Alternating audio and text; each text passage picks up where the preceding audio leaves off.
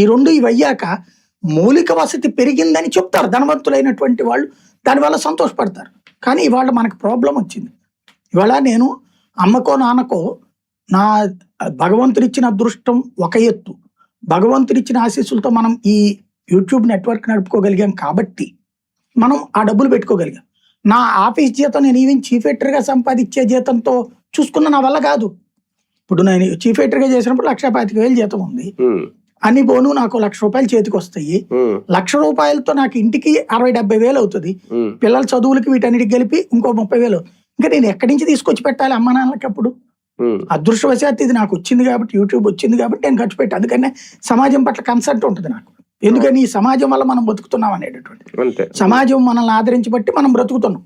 ఈ కన్సర్ట్ మనకుంది, అది లేక ఎంతమంది ఇప్పుడు సూపర్ 6 హామీలు చూసి ఓటేశారా, అభివృద్ధి చేస్తారని నమ్మకంతో కూటమికి ఓటేశారా అనేది ఆయన ప్రస్తావించారు పవన్ కళ్యాణ్. అంటే అభివృద్ధి చేస్తేనే అభివృద్ధి కోరుకుంటున్నారని. నిజంగా సూపర్ 6 హామీలు పట్టించుకోవట్లేదు. సూపర్ 6 పక్కన పెట్టాడు ఉండాల్సింది, మేము ఓన్లీ అభివృద్ధి చేస్తాం. ఇప్పటికే 2-3 పక్కన పెట్టారుగా. అదే సూపర్ 6 తీసేయి నువ్వు.